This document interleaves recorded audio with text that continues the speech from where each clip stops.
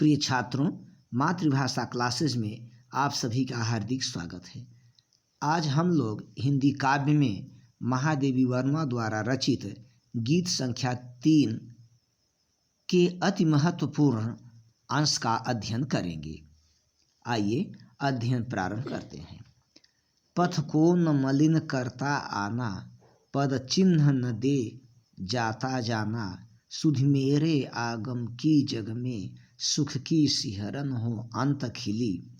विस्तृत नभ का कोई कोना, मेरा न कभी अपना होना, परिचय इतना इतिहास यही, उमड़ी थी कल मिट आज चली। पहला प्रश्न, उपर्युक्त पद्यांश का शीर्षक और कवि का नाम लिखिए। उपर्युक्त पद्यांश का शीर्षक गीत कवयित्री महादेवी वर्मा जी हैं। यदि पूछता है कि उपर्युक्त पद्यांश का संदर्भ लिखिए, तो आप लिखेंगे प्रस्तुत पद्यांश हमारी पाठ्य पुस्तक हिंदी के काव्यखंड के गीत संख्या 3 से अवतरित है, जिसकी कवयित्री महादेवी वर्मा जी हैं। रेखांकित अंश की व्याख्या कीजिए। अगला प्रश्न रहेगा, रेखांकित अंश के लिए हम पूरे पद्यांश की व्याख्या करेंगे। आइए व्याख्या। पथ को न मलिन करता आना, पद चिन्ह न दे जाता जाना। कवयित्री कहती हैं कि बदली के छाने से आकाश मलिन नहीं होता। पथ को न मलिन करता आना, पद चिन्ह न दे जाता जाना, और उसके बरस कर जाने के बाद उसका कोई भी चिन्ह आकाश में शेष नहीं रहता है। सुधि मेरे आगम की जग में, सुख की सिहरन हो अंत खिली। सुधि याद, स्मृति, आगम आने की, बदली के आने की स्मृति मात्र से संसार में प्रसन्नता छा जाती है। सिहरन, सिहरन माने कंपन। इसी प्रकार मेरे आने से न तो संसार मलिन हुआ और न तो मेरे जाने से कोई अंतर ही पड़ेगा, किंतु मेरी स्मृति से संसार में प्रसन्नता की कंपन अवश्य उत्पन्न होगी। विस्तृत नभ का कोई कोना, मेरा न कभी अपना होना।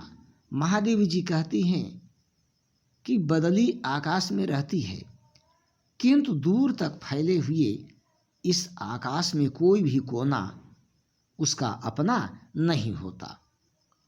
परिचय इतना इतिहास यही, उमड़ी कल थी मिट आज चली। उसका परिचय किसका? बदली का। उसका परिचय और इतिहास तो केवल इतना है कि वह कल उमड़कर आकाश में आई थी और आज देखते ही देखते मिट गई।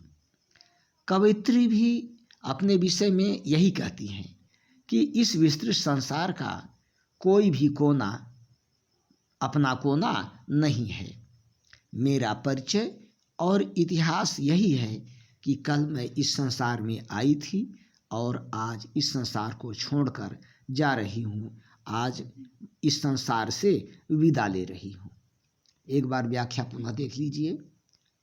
कवयित्री कहती हैं कि बदली के छाने से आकाश मलिन नहीं होता और उसके बरस करके जाने के बाद उसका कोई भी चिन्ह आकाश में शेष नहीं रहता।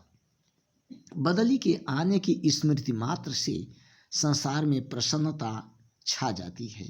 इसी प्रकार मेरे आने से न तो संसार मलिन हुआ और न मेरे जाने से कोई अंतर पड़ेगा, किंतु मेरी स्मृति से संसार में प्रसन्नता की कंपन, उल्लास की कंपन अवश्य उत्पन्न होगी। महादेवी जी कहती हैं कि बदली आकाश में रहती है, किंतु दूर तक फैले हुए, विस्तृत माने फैले हुए, किंतु दूर तक फैले हुए इस आकाश में कोई भी कोना उसका अपना नहीं होता है। उसका परिचय और इतिहास तो केवल इतना ही है कि वह कल उमड़कर आकाश में आई थी और आज देखते ही देखते मिट गई। कवयित्री जी अपने विषय में भी यही कहती हैं कि मैं भले ही संसार में आई थी, किंतु इस विस्तृत संसार का कोई भी कोना अपना नहीं है। मेरा परिचय और इतिहास तो इतना ही है कि कल मैं इस संसार में आई थी और आज इस संसार से जा रही हूँ, अर्थात इस संसार से विदा ले रही हूँ। प्रश्न, यहाँ कवयित्री किसके माध्यम से अपने जीवन की व्याख्या प्रस्तुत कर रही हैं? उत्तर, कवयित्री जल से भरी बदली के माध्यम से अपने जीवन की व्याख्या प्रस्तुत कर रही हैं।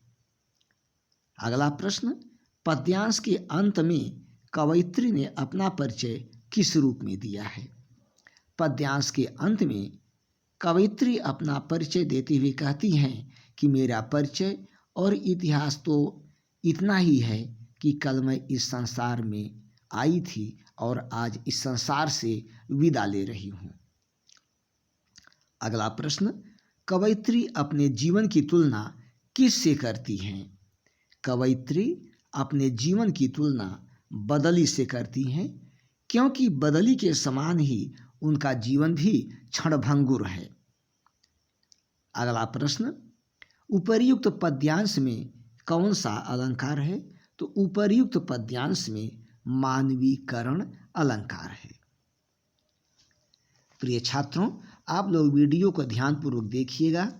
यदि कोई बात आपको समझ में नहीं आती है तो आप कमेंट के माध्यम से अवश्य सूचित कीजिएगा। आपके सुझावों का बार बार स्वागत है। धन्यवाद।